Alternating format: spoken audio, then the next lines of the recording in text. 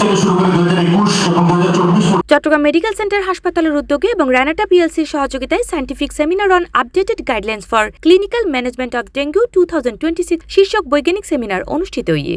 Plot যেটা তৈরি হয়েছে সেটা আসলে কতটা মজবুত। জুলাই 3 তারিখ শুক্রবার চট্টগ্রাম নগরের জিসিতে অবস্থিত একখানা হোটেলত মেজে এই সেমিনার অনুষ্ঠিত হয়। সেমিনারত মেজি বক্তব্য ডেঙ্গুর মোকাবেলা পাশাপাশি আধুনিক চিকিৎসা পদ্ধতি লইরে হতা হয়। শ্বাসকষ্ট হচ্ছে, তার মানে ফ্লুইড ওভারলোড হয়ে গেছে।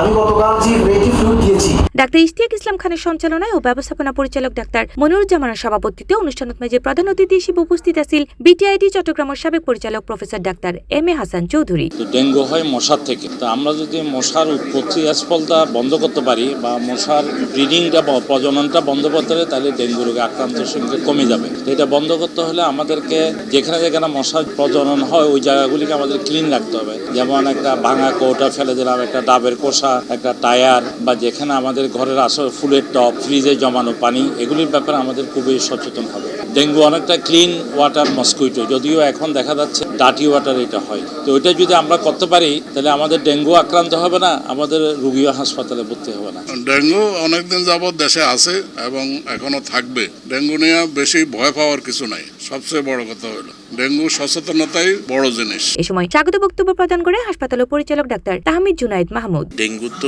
বিভিন্ন ভ্যারিয়েন্ট আছে, বিভিন্ন সেরোটাইপ আছে। ডেঙ্গু আসলে যেটা বললো যে ডেঙ্গুর হচ্ছে 4টা সেরোটাইপ থাকে। ডেঙ্গুর ক্ষেত্রে যেরকম হয় যে একটা ডেঙ্গু জ্বর যখন হয় তখন হচ্ছে আমাদের মেডিকেল সেন্টারে কি কি ফ্যাসিলিটিস আছে আমি সেটা যদি আলোকিত করতে চাই, যে আমাদের মেডিকেল সেন্টারে 24 ঘন্টা ইমার্জেন্সি সার্ভিসটা অ্যাভেলেবেল আছে। আমাদের মেডিকেল সেন্টারে আমাদের ক্রিটিক্যাল কেয়ার মেডিসিন স্পেশালিস্ট আছেন, ইন্টারনাল মেডিসিন স্পেশালিস্ট আছেন। তারা হচ্ছে বিভিন্ন ধরনের ডেঙ্গুর যেই প্রতিরোধ ক্ষমতা এবং হচ্ছে ICU, HDU, step down, coronary care unit, এগুলো আমাদের রয়েছে।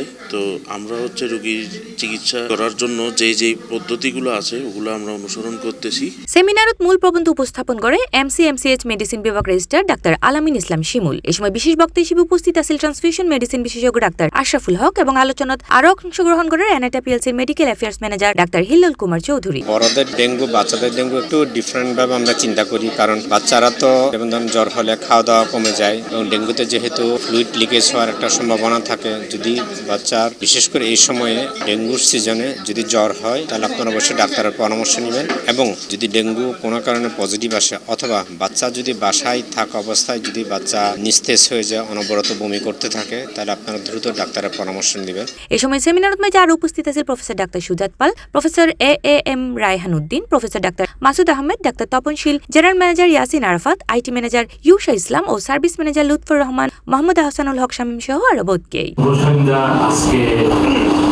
C plus TV, Chittagong.